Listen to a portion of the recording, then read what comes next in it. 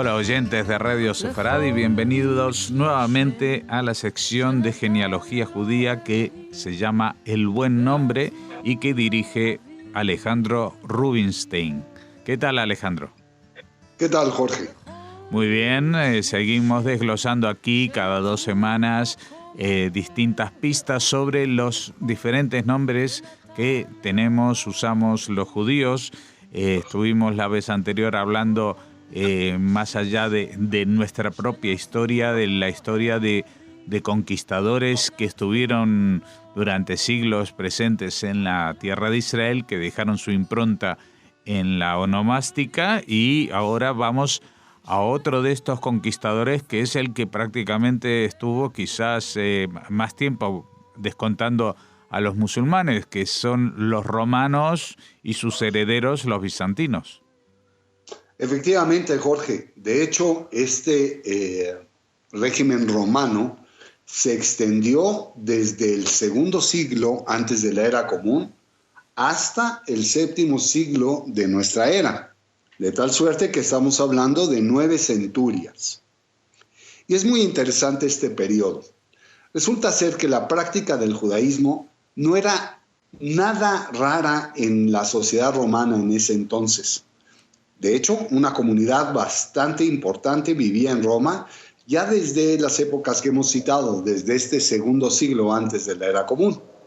Más aún, el monoteísmo se desarrolló y se creció, digamos, entre los pueblos paganos en todo el área del Mediterráneo. De hecho, los judíos empezaron a migrar de otras tierras y a empezar a fundar colonias en estas zonas.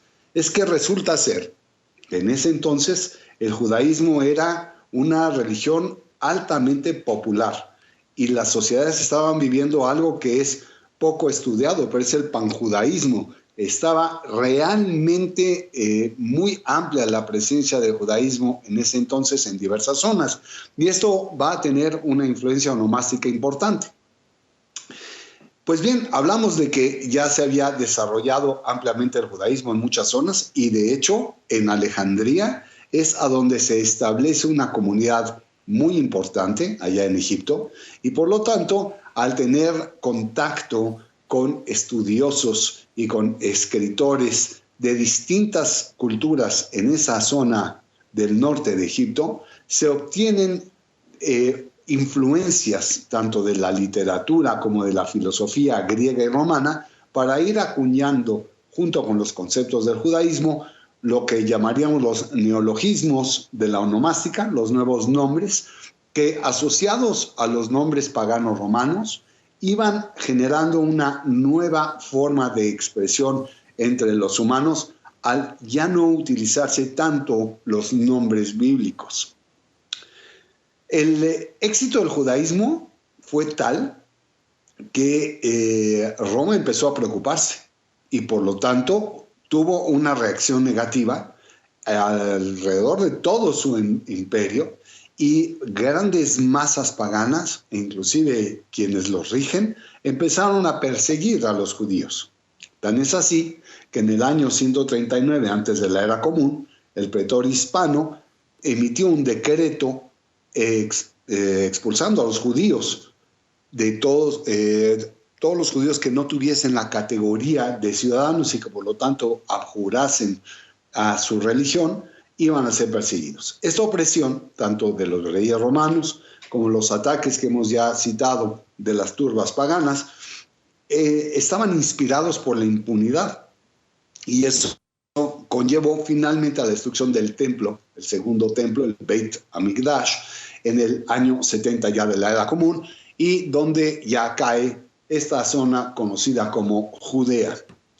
El periodo romano de dominación dejó una marca muy importante en la formación de los nombres judíos, ya que, como lo he citado, algunos elementos latinos penetraron inclusive en los idiomas o dialectos del lugar, que eran principalmente el arameo.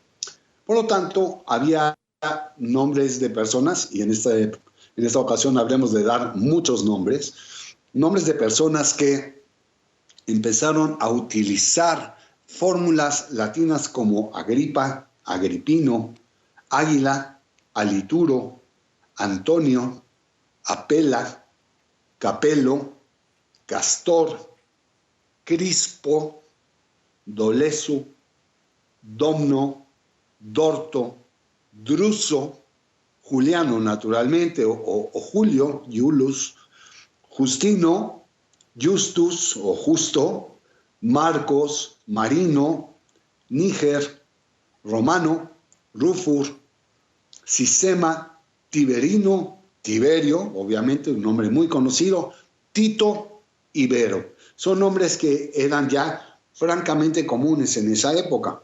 Pero también vamos a encontrar, precisamente por la confluencia de culturas, nombres persas o arameos que fueron adoptados por los judíos tanto de las zonas más orientales de Asia, así como algunas occidentales.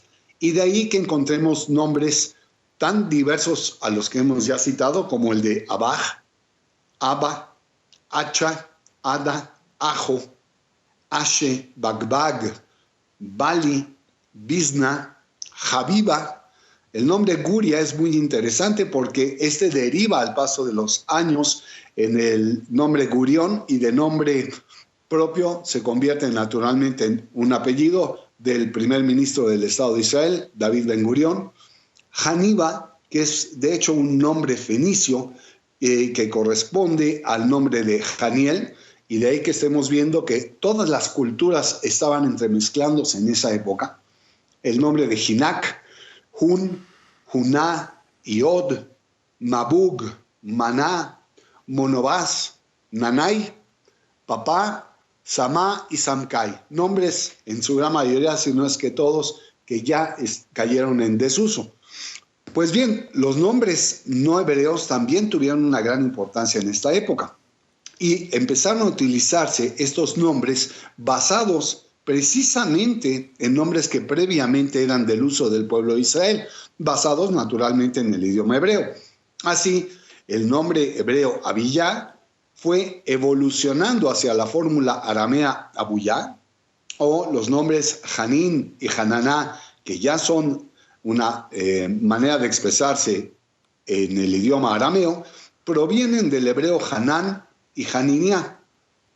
Esto lo podemos volver también a ver reflejado en el nombre de Yudán, porque proviene del hebreo Yehudá, o Lazar, que posteriormente se convierte en Lazarus en latín y en español en Lázaro, que proviene del hebreo Eleazar. Y así encontramos Matía de Matitiá, Oshaya de Oshahá, o también Rafrem, que es un nombre muy interesante que está completamente fuera de uso, pero que Rafrem realmente proviene de dos vocablos, Rav, Efraín, el rabino Efraín. Así hay muchos otros nombres. Encontramos de igual manera otros cuyo sufijo viene a determinar la influencia que tienen, a pesar de tener algunas bases latinas, al momento de incluirles el sufijo muy conocido en el medio arameo, que es el sufijo de las vocales A, I, podemos encontrar que los nombres Alfai o Alfasus vienen a cambiar el nombre que ya venía bajo el nombre, la fórmula Jalfi, o el nombre Asaí, que viene a modificar las fórmulas latinas de el sí o de usa.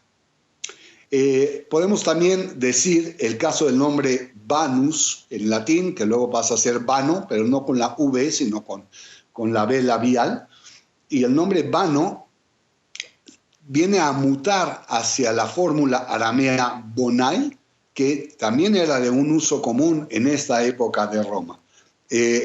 Otro de los grandes nombres de esa época es el nombre que del hebreo era originalmente Yohá, y que después termina siendo Yochai. Y tuvimos un gran sabio, Rav Shimon bar Yochai, quien empleaba esta fórmula onomástica.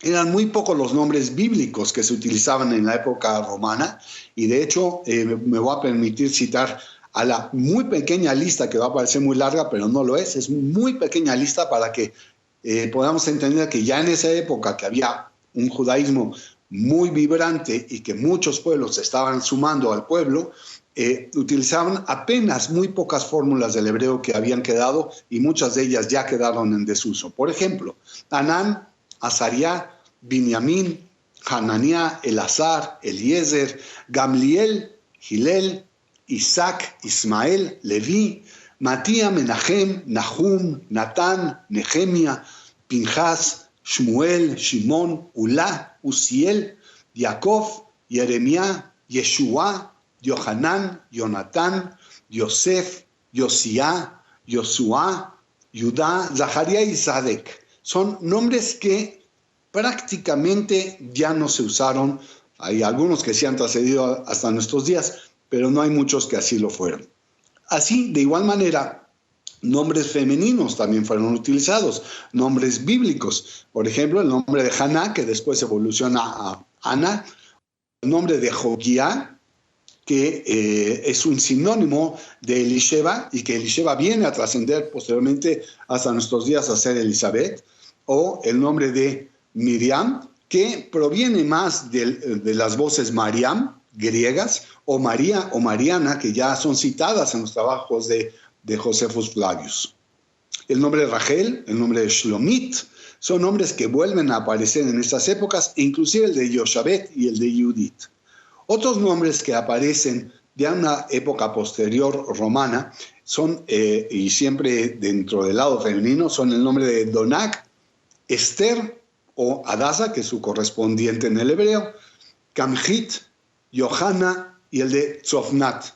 Es muy curioso este nombre de Tzofnat cuando se emplea de una manera femenina, porque precisamente en la lectura que corresponde a esta semana en la Torá, vamos a encontrar cómo Yosef recibe un segundo nombre que es Tzofnat Paneach.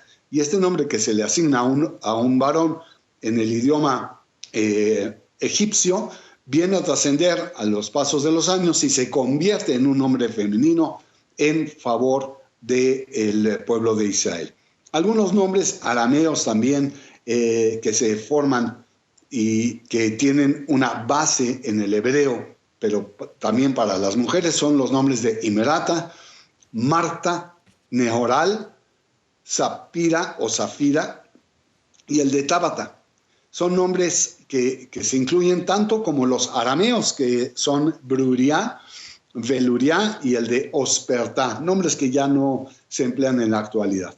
Otros nombres del periodo romano que probablemente fueron adoptados por paganos, pero que vivieron en la zona de Israel, son los de Jobá, Ibú, Jaeta, Nefata, Nizebet, Papi, Stadá y Tevi. Nombres griegos y romanos incluían naturalmente los que ya hemos analizado, como el de Alejandra o su correspondiente masculino en el de Alejandro, pero también existen los nombres de Acme, Berenice, Coliá, Doria y los pues no muy agraciados como el de Drusila y sin embargo el sí agraciado de Priscila. Es muy comprendible que hay una cantidad de nombres no judíos y obviamente de influencia extranjera que fueron evolucionando en la medida en que fueron adoptados por los judíos, porque como lo veremos en próximas entregas, la evolución de la onomástica judía se debe no solo por el paso del tiempo, sino también por las constantes migraciones a otras culturas, a donde fuimos adoptando otros idiomas y fuimos o suavizando o endureciendo, pero cambiando la morfología de los nombres del pueblo de Israel. Hay una cantidad muy importante de nombres que no hemos platicado y que forman parte también de la época latina romana y que algunos de ellos han llegado a nuestros días.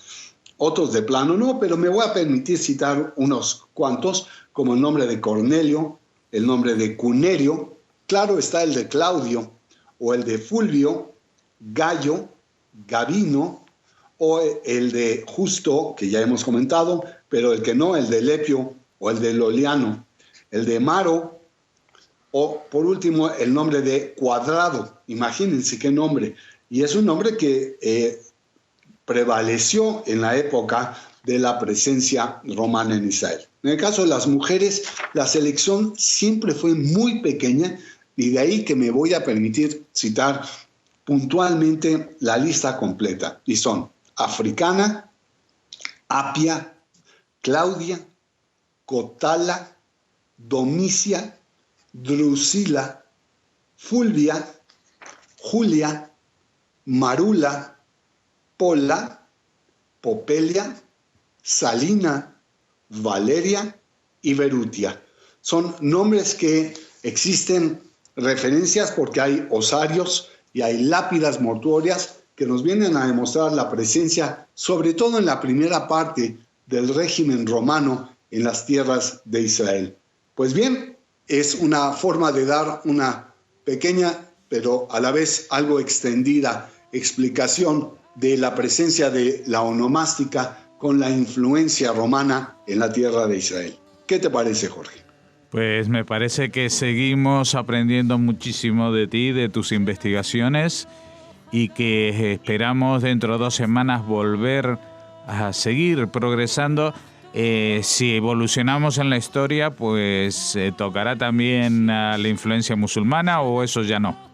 Naturalmente que la vamos a tener y no podemos evitarla, y tendremos también que hablar de toda la presencia del primer milenio, ya con las migraciones del pueblo de Israel, toda la evolución en la Edad Media, y ya después nos iremos hacia lo que es la cultura islámica.